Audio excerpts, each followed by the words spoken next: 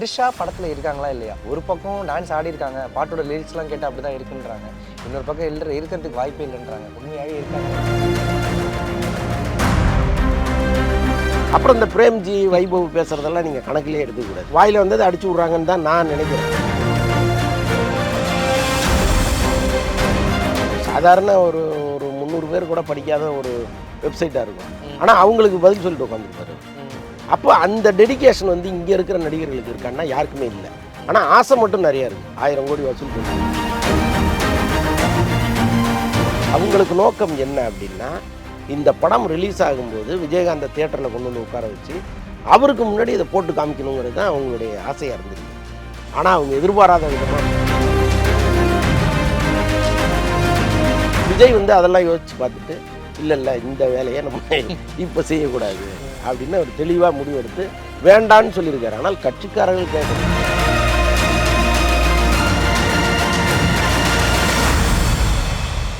வணக்கம் and welcome to our channel டோஸ் ஹை. ஸோ அந்தனன் சார் கூட இருக்காரு. வணக்கம் சார். வணக்கம். ஸோ கோட் படத்தோட ரிலீஸ் அந்த டேட்டில் இருக்கும். கிட்டத்தட்ட இன்னும் 1-2 நாள் ரிலீஸ் ஆக போகுது. ஸோ ஓகே சார், படத்தோட ஹைப் அப்படின்னு ஒன்று இருக்குது. படத்தோட ப்ரொடியூசர் ரச்சனா கல்பாத்தி ஒரு இடத்துல பேசும்போது படத்துக்கு ஹைப் வேணாம் அப்படின்ட்டு தான் நாங்கள் ரொம்பவே லோவராக மெயின்டைன் பண்ணிகிட்டு இருக்கோம்னு சொன்னாங்க. பட் பிரேம்ஜி, வைபவ் இவங்கெல்லாம் பயங்கரமாக கொளுத்தி போட்டு ஹைப்பை இன்னும் பயங்கரமாக ஏற்றிட்டு இருக்காங்க. ஹைப்பே இல்லைன்னு ஒரு பக்கம் சொன்னாலுமே கூட அடுத்த 3-4 நாளைக்கு டிக்கெட்டே இல்லை சார். என்ன தான் சார் போயிட்டுருக்கு? இல்லை, அதுதாங்க விஜயோட மேஜிக்கு. எப்போவுமே வந்து விஜய் ரசிகர்கள் தயாராக இருப்பாங்க. அது வந்து ஒரு பெரிய கூட்டமாக, கடல் மாதிரி ஒரு பெரும் கூட்டமாக இருக்குது. ரிலீஸ் டேட் அனௌன்ஸ் பண்ணோடனே ரிசர்வேஷன் ஓப்பனிங் அப்படின்னு சொன்னோடனே தியேட்டரில் நீங்கள் பார்த்தீங்க பெரும் கூட்டம் அப்படியே திரண்டு கூட ஒரு ஃபோட்டோ. ஆமாம், இது வந்து ஆல்மோஸ்ட் வேர்ல்டு வைடு இருக்குது. இன்னைக்கு ஒரு நண்பர் டெல்லியிலேருந்து பேசினார். அங்கே அதிகாலை ஷோ இருக்குது தான், காலையில் 5 மணி ஷோ. ஆல்மோஸ்ட் ஒரு 70% தியேட்டரை வந்து பிடிச்சிட்டாங்க போட்டு. ஆமாம், எல்லா தியேட்டர்லேயுமே வந்து இந்த 5 மணி காட்சி இருக்குது அப்படின்னு சொல்கிறாரு. எல்லாமே ஃபுல்லுங்கிறாரு. அப்போ நீங்கள் யோசிச்சு பாருங்களேன், தமிழ்நாட்டில் எப்படி இருக்கும்னு. ஏதோ ஒரு மாநிலத்தில் அப்படி இருக்குது அப்படின்னா தமிழ்நாட்டில் எப்படி இருக்கும்னு யோசிச்சு பாருங்கள். ஸோ அதான், இவங்க எவ்வளோதான் ஹைப்பு வேணான்னு அடக்கி வச்சுருந்தா கூட அது வந்து வந்துடுது. அப்புறம் இந்த பிரேம்ஜி வைபவ் பேசுகிறதெல்லாம் நீங்கள் கணக்கிலே எடுத்துக்கூடாது. எப்போவுமே அவங்க வந்து ஒரு ஜாலியான ஆட்கள். வாயில் வந்தது அடிச்சு விட்றாங்கன்னு தான் நான் நினைக்கிறேன். ஓகே, ஏன்னா இப்போ அந்த படத்தில் வந்து இந்த காட்சிகள்லாம் வருது. நான் யார், சினேகா எனக்கு எல்லாத்தையுமே அவர் சொல்கிறாரு.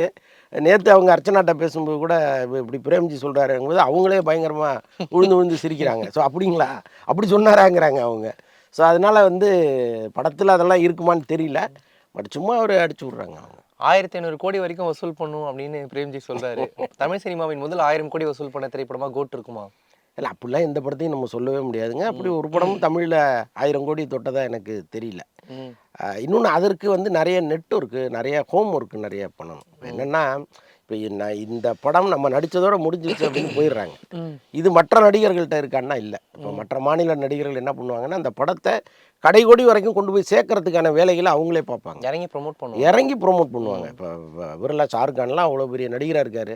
நம்ம ஊரில் வந்து உட்காந்து எதுக்கு பேசணும்? ஒரு சாதாரண ஒரு 300 பேர் கூட படிக்காத ஒரு வெப்சைட்டாக இருக்கும். ஆனால் அவங்களுக்கு பதில் சொல்லிட்டு உட்காந்துருப்பார் அவர். அப்போ அந்த டெடிக்கேஷன் வந்து இங்கே இருக்கிற நடிகர்களுக்கு இருக்கான்னா யாருக்குமே இல்லை. ஆனால் ஆசை மட்டும் நிறையா இருக்குது. 1000 கோடி வசூல் பண்ணிடணும். எப்படி வரும், எங்கேருந்து வரும்? நீங்கள் போயிருக்கீங்களா என்னைக்காவது ஆந்திராவுக்கோ கர்நாடகாவுக்கோ போய் ஒரு இன்ட்ராக்ஷன் பண்ணியிருக்கீங்களா? கிடையாது இல்லை. ஆனால் அங்கேருந்து இங்கே வராங்களா? எஸ் இங்கே வராரு.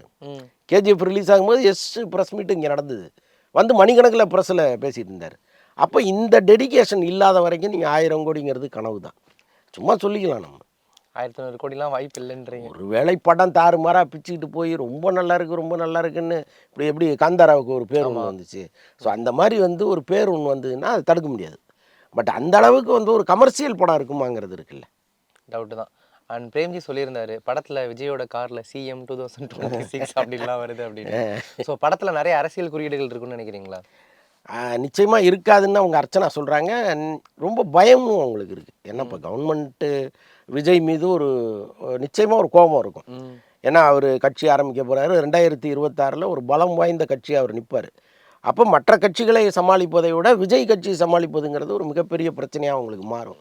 ஸோ இந்த சூழலில் அவர் படம் திரைக்கு வரும்போது முடிஞ்ச அளவுக்கு ஒரு நெருக்கடி கொடுக்கணும்னு தான் தலைமை நினைக்கும், எப்போவுமே ஆளுங்கட்சி நினைக்கும். ஆனால் இந்த பக்கம் பார்த்தீங்கன்னா ஏஜிஎஸோ அவங்க கல்பாத்தி ஆகாரமோ எந்த விதத்திலும் அரசியல் சார்ந்தவர்கள் இல்லை. அவங்க ஒரு கான்ட்ரவர்சி எப்போவுமே அவங்க கிரியேட் பண்ணதே கிடையாது. இப்போ பல தயாரிப்பாளர்கள் அந்த வேலையை செய்வாங்க, மறைமுகமாக செய்வாங்க, நேரடியாக செய்வாங்க. பட்டு இவரை பொறுத்தளவுக்கு தான் உண்டு தன் பிஸ்னஸ் உண்டுன்னு போகிறவர். ஸோ அதனால் ஒரு ஒரு இணக்கமான ரிலேஷன்ஷிப்பு அரசுக்கும் அவங்களுக்கும் இருக்குது. ஸோ அதனால் இந்த படத்தை பெருசாக டிஸ்டர்ப் பண்ண மாட்டாங்க. ஆனால் பிரேம்ஜி மாதிரி நபர்கள் இந்த மாதிரி பேசும்பொழுது ஏஜிஎஸ்க்கே ஒரு பயம் வரும். அது பாட்ட ஸ்மூத்தாக போயிட்டுருக்கு, நீ ஏன் நடுவில் புந்து கல்லெடுத்து அடிக்கிறேங்கிற மாதிரி தான் அது இருக்கும். பட்டு அந்த மாதிரி பிரச்சனைகளை கிளப்பாமல் இருக்கிறது நல்லது. Okay sir. அண்ட் கோட் படத்தில் நிறைய சர்ப்ரைஸ் இருக்குது, அடுத்த சீனை கெஸ் பண்ண முடியாது அப்படின்னு நிறைய சொல்கிறாங்க. நம்ம அந்த சர்ப்ரைஸ் பக்கம்லாம் போக வேணாம். பட் ஒரே ஒரு விஷயம் ரொம்ப பெருசாக போயிட்டுருக்கு. த்ரிஷா படத்தில் இருக்காங்களா இல்லையா? ஒரு பக்கம் டான்ஸ் ஆடி இருக்காங்க, பாட்டோட லிரிக்ஸ்லாம் கேட்டால் அப்படி தான் இருக்குன்றாங்க. இன்னொரு பக்கம் இருக்கிறதுக்கு வாய்ப்பே இல்லைன்றாங்க. உண்மையாகவே இருக்காங்களா இல்லையா? இருக்காங்க, ஒரு பாட்டில் இருக்காங்க. த்ரிஷா இருக்காங்க. ஆமாம். ஸோ அவங்களோட கேமியோ படத்தில் இருக்குது. இருக்கு. Super sir. அடுத்ததான் வந்து இப்போ கூலி படத்தோட இந்த ஸ்டார் கேஸ்டிங் லிஸ்ட் ஒன்று விட்டுருந்தாங்க. தெலுங்குலேருந்து நாகார்ஜுனா, கன்னடத்துலேருந்து உபேந்திரா அப்படின்னு சொல்லிட்டு. இது இப்போ கூலின்னு இல்லை, ஜெயிலர் படத்தில் மல்டி ஸ்டார் தான், இப்போது கோட் படமும் மல்டி ஸ்டார் தான், விக்ரம் படம் மல்டி ஸ்டார் தான். பெரிய பெரிய சூப்பர் ஸ்டார்ஸ்க்கே இப்போ மல்டி ஸ்டார் தேவைப்படுது. தமிழ் சினிமா மாறிடுச்சா இல்லை எப்படி பார்க்குறீங்க? இல்லை, மாறணும். அதுதானே காலத்தின் கட்டாயம். அதுதானே இப்போ முன்ன வந்து ஒரு 50 கோடி 20 கோடியில் எடுக்கிற படங்கள் வந்து பெரிய பட்ஜெட் படமாக பார்க்கப்பட்டுச்சு. இன்றைக்கி வந்து 300 கோடி 400 கோடி 500 கோடிங்கிறதெல்லாம் அதுதான் கொஞ்சம் பெரிய பட்ஜெட்டுங்கிற அளவுக்கு சூழ்நிலை மாறிப்போச்சு. அப்போ அவ்வளவு பெரிய தொகையை நீங்கள் கொண்டு போய் கொட்டும் பொழுது திருப்பி எப்படி எடுப்பீங்க? அப்போ பல மாநிலங்களில் உங்கள் படத்தை ரிலீஸ் பண்ணணும், அதுக்கு ஒரு பெரிய ஓப்பனிங்கை க்ரியேட் பண்ணணும். அப்புறம் ஓடிடியில் வந்து நீங்கள் டப்பிங் பண்ணி பண்ணணும்னா அந்தந்த மாநில நடிகர்கள் அதுக்குள்ளே இருக்கணும். ஸோ இந்த மாதிரி ஒரு கட்டாயத்தின் காரணமாக தான் வெவ்வேறு மாநிலத்திலேருந்து நடிகர்களை உள்ளே கொண்டு வராங்க. இப்போ பல தமிழ் நடிகர்களே பேன் இண்டியா ஸ்டாராக மாறிட்டாங்க. இப்போ சத்யராஜெல்லாம் பார்த்தீங்கன்னா ஒரு காலத்தில் தமிழை தாண்டி பெருசாக அவர் நடிக்க மாட்டார், ஆர்வமும் காட்ட மாட்டார். திடீர்னு பார்த்தீங்கன்னா அவர் தெலுங்குக்கு போனார். அதுக்கப்புறம் பார்த்தீங்கன்னா டப் பண்ணி ஹிந்தி, போஜ்பூரி அது இதுன்னு எங்கெங்கேயோ போயிடுச்சு. இப்போ சத்யராஜ் இந்தியாவில் எங்கே போனாலும் ஒரு பெருங்கூட்டம் கூடிடும். கட்டப்பா. ஸோ அந்த மாதிரி சமுத்திரக்கனி, விஜய் சேதுபதி ஆல்மோஸ்ட் எல்லா லாங்குவேஜ்லையும் நடிச்சிட்டாரு. இந்தியாவில் உள்ள எல்லா லாங்குவேஜ்லையும் நடிச்சிட்டாரு. ஸோ அப்போ தமிழ் நடிகர்களும் வந்து பரவலாக போகிற அளவுக்கு இருக்குது. அங்கே இருப்பவர்களும் இங்கே வர்றதுக்கு சரியாக இருக்குது. முன்னதான் வந்து ஒரு மொழி பாகுபாடுன்னு ஒன்று இருந்துச்சு. இங்கேருந்து போய் இந்தியில் நீங்கள் ஜெயிக்கவே முடியாது, விடவே மாட்டாங்க. அங்கே ஒரு மிகப்பெரிய பாலிடிக்ஸ் நடக்கும். இப்போ கமல்லாம் வந்து அங்கே உச்சத்தில் இருக்கும்போதே வந்துட்டார் வேணான்ட்டு. அதே மாதிரி ரஜினி போய் ரொம்ப சீக்கிரம் திரும்பி வந்துட்டார். என்னென்னா அங்கே இருக்கிற பாலிடிக்ஸே வேறு. ஸோ தாக்கு பிடிக்காமல் வர்றது வேறு, இவங்களோட போராடுறதுக்கு சும்மா இருந்துடலாம்ப்பான்ட்டு வர்றது வேறு. ஸோ அந்த மாதிரி வந்தவங்க உண்டு. ஆனால் இன்றைக்கி அப்படி இருக்கான்னா இல்லை. இன்றைக்கி அட்லீஸ்ட் தலையில் தூக்கி வச்சு கொண்டாடுறாங்க இல்லையா? பல கேமராமேன்கள் இங்கேருந்து போனவங்க தான் அங்கே முன்னணியில் இருக்கிறவங்க. ஸோ அப்படி வந்து மொழி பாகுபாடெல்லாம் இன்றைக்கி சினிமாவில் இல்லாமல் போயிடுச்சு. ஸோ அது நல்ல விஷயம் தானே. ஸோ அந்த மல்டி ஸ்டார் நல்ல விஷயம். அண்ட் இப்போது நீங்கள் ஹிந்தி பற்றி பேசுனதுனால கேட்குறேன். மாளவிகா மோகனன் இப்போ வந்து யுத்ரா அப்படின்ற ஒரு படத்தின் மூலமாக அங்கே அறிமுகமாகறாங்க. பட் இந்த மாதிரி நடிகைகள் அங்கே போகும்போது இங்கே இருக்கிற வேர்ஷனுக்கும் அங்கே இருக்கிற வேர்ஷனுக்கும் ஒரு பெரிய டிஃப்ரென்ஸ் பார்க்க முடியுது. அது ஏன் பாலிவுட் அப்படின்றப்போ அப்படி ஒரு கிரேஸ் அவங்களுக்கு? இல்லைங்க, அது ஒரு கலாச்சார மாறுபாடு தான். இப்போ நீங்கள் ஒவ்வொரு மொழிக்கும் வந்து ஒரு கலாச்சாரம் இருக்கும். சில பேர் கொஞ்சம் ஃப்ரீக்வெண்ட்டாக இருப்பாங்க, அந்த உடைகளில் கூட கொஞ்சம் ஃப்ரீக்வெண்ட்டாக இருப்பாங்க. நீங்கள் பார்த்தீங்கன்னா அவங்க கலாச்சாரம் அது. பட் தமிழில் வந்து நம்ம அப்படி இருக்க மாட்டோம். கணுக்கால் வரைக்கும் அந்த புடவை இழுத்து விட்டுட்டு ரொம்ப கவனமாக தான் இங்கே வருவாங்க. பட் வேற எல்லாம் இதில் இப்போ நீங்கள் இன்னும் நார்த்துக்கெல்லாம் போயிட்டீங்கன்னு வச்சிங்களேன், ஆடை விஷயத்தில் அவ்வளோ பெரிய மெனக்கடெல்லாம் அவங்கள்ட்ட இருக்காது, ரொம்ப ஃப்ரீக்வெண்ட்டாக இருப்பாங்க. ஸோ அந்த மாதிரி தான் சினிமாவும். இப்போ பாலிவுட் சினிமாவில் வந்து இப்போ சமீபத்தில் தீபிகா படுகோனே வந்து காவி உடையில் ஒரு ட்ரெஸ்ஸில் வந்தாங்க. அது ஒரு பெரிய சர்ச்சையாச்சு. காவி உடைங்கிறதெல்லாம் விட்டுருங்க, அவங்களுடைய ஆடை நீங்கள் பார்த்தீங்கன்னா உள்ளாடையெல்லாம் தெரிகிற அளவுக்கு பண்ணியிருந்தாங்க. இப்போ அவங்க ஏஜுக்கு மேரேஜும் ஆயிடுச்சு. பட் அதற்கப்புறமும் அவங்க அப்படி நடிக்கிறாங்கன்னா அங்கே இருக்கிற கலாச்சாரம் அது அங்கே ரொம்ப ஜஸ்ட் லைக் தட் எடுத்துப்பாங்க. இப்போ இங்கேருந்து போய் நான் இங்கே இருக்கிற மாதிரி தான் அங்கே நடிப்பேன் அப்படின்னா அவ்வளோதான், கிளம்புங்கன்னுவாங்க. ஸோ அதனால தான் இவங்க கொஞ்சம் தாராளமாக நடிக்கிறது. Okay sir. இங்கே டோலிவுட்லேயுமே ஆனால் இது இருக்குல்ல சார், இப்போ இங்கே நடிக்கிற நடிகைகள் டோலிவுட்லேயுமே போனால் ரொம்ப வேறு மாதிரி. ஒன்றும் இல்லை, நீங்கள் அப்படியே கன்னியாகுமரியிலேருந்து கிளம்பி இந்த பக்கம் போக போக குறைஞ்சிட்டே இருக்கு. ஆமாம், அவ்வளோதான். Super sir. அந்த கோட் படத்தோட அந்த தேட்டரில் பேனர்ஸ்லாம் வைக்கும்போது கட்சி கொடியோ கட்சி பேரோ பயன்படுத்த வேணாம் அப்படின்னு சொல்லிட்டு விஜய் ஸ்ட்ரெயிட்டாக சொல்லிட்டாரு. பட் எல்லாருமே என்ன எதிர்பார்த்துருப்பாங்க ரசிகர்கள் அப்படின்னா, திருவிழா மாதிரி ஆக்கி விட்டுறணும், இது ஒரு கட்சி அப்படிலாம் எதிர்பார்த்துருப்பாங்க. ஏன் இப்படி ஒன்று சொல்லிட்டாரு திடீர்னு கட்சி விளம்பரம் வேணாம்? இல்லை, நிஜமாக நல்ல ஸ்ட்ராட்டஜிங்க அது. உதயநிதி ஆரம்பத்தில் கடைபிடிச்சது அதை தான். அவர் ஓகேலாம் வரும்பொழுது அவர் என்ன பண்ணாருன்னா, பல மாமன்னன் வரைக்கும் கட்சி கொடிகளை தியேட்டரில் கட்டவே கூடாதுன்னு ஒரு ரூலே போட்டிருந்தார் அவர். மாமன்னனில் தான் கொஞ்சம் அவங்க வந்து அவர் ஒரு நேரடி அரசியலுக்கு வந்தார். அங்கங்கே இருக்கிற வட்டச் செயலாளர்கள் மாவட்ட செயலாளர்கள்லாம் டிக்கெட்டை வாங்கி கொடுத்து கட்சிக்காரங்களை உள்ளே அனுப்புனாங்க.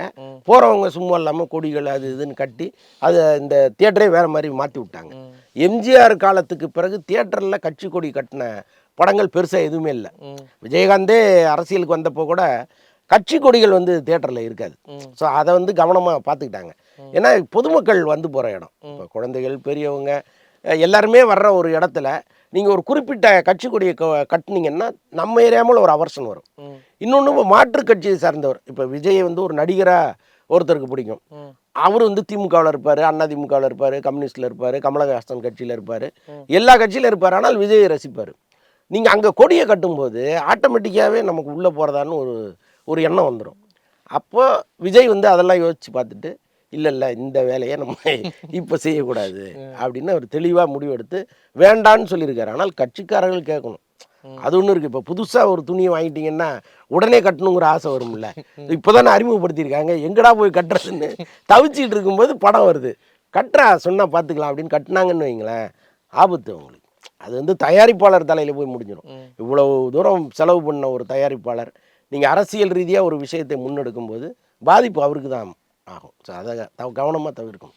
ஓகே சார், இப்போ இந்த கோட் படத்தில் கேப்டன் விஜயகாந்த் சார் வந்து ஏஐ டெக்னாலஜி மூலமாக கொண்டு வர போகிறோம் அப்படின்னு சொல்லியிருக்காங்க. பவதாரணியோட வாய்ஸ் ஏஐ டெக்னாலஜி மூலம் எடுத்து வந்தாங்க. இப்போ இப்படி நிறைய விஷயங்கள் டிஏஜிங் டெக்னாலஜி இருக்குது உள்ள. விஜய் இந்த மாதிரி ரொம்ப எக்ஸ்பெரிமெண்டலாக ட்ரை பண்ணி ரொம்ப காலம் ஆச்சு. ஏன் ஒரு படத்தில் இவ்வளோ விஷயங்கள் அப்படின்னு நீங்கள் யோசிச்சிருக்கீங்களா? இல்லை, விஜய்க்காக இது பண்ணப்பட்டதில்லை.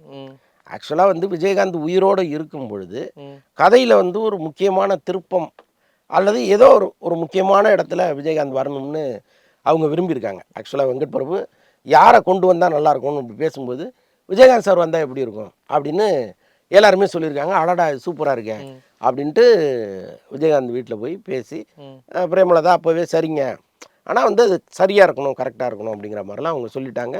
சில ரெஃபரன்ஸும் அவங்க தான் கொடுத்துருக்காங்க.